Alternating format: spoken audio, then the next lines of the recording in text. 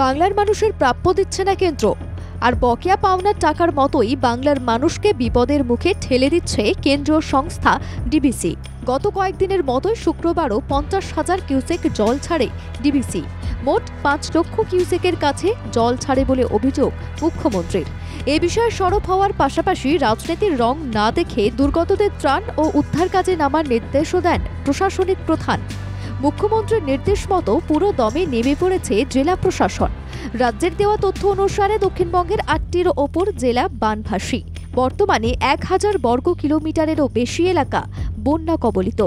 50 লক্ষ মানুষ বিপর্যস্ত। শুক্রবার দেখা যায় লালমাটির জেলা বাঁকুড়ায় জোর কদমে চলছে ত্রাণ বিলি। উল্লেখ্য, সোনামুখীর নদী তীরবর্তী এলাকার বন্যা পরিস্থিতি খতিয়ে দেখেন বাঁকুড়া জেলার এসপি ডিএম। কখনো টোটো, কখনো পায়ে হেঁটে দুর্গতদের সমস্ত সাহায্য করার আশ্বাস দেন তারা। ডিবিসির ছাড়া জলে প্লাবিত হয়েছে বাঁকুড়া জেলার সোনামুখী ব্লকের দামোদর নদীর তীরবর্তী উত্তর নিত্যানন্দপুর, সমিতিবানা, কেনেটি, পাণ্ডেপাড়া সহ বেশ কয়েকটি গ্রাম।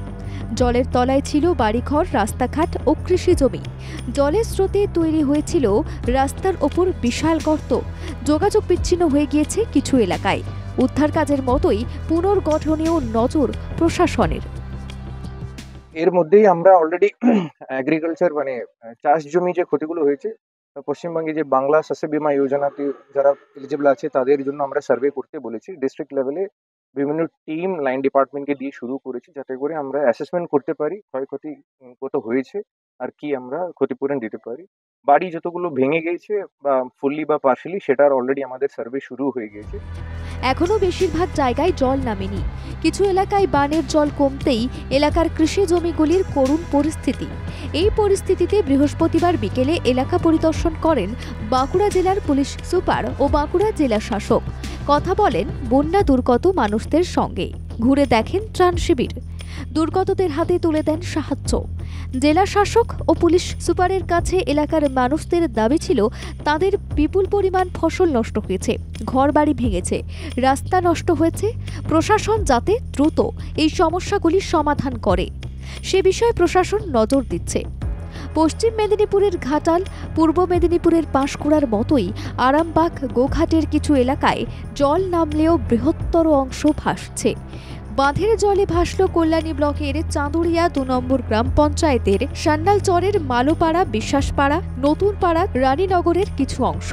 এছাড়াও মদনপুর 2 নম্বর পঞ্চায়েতের কালীপুর, চকতারিণীপুর, সাহেবডাঙ্গা, সরাটি পঞ্চায়েতের বেশ কিছু গ্রাম জলমগ্ন হয়ে গেছে।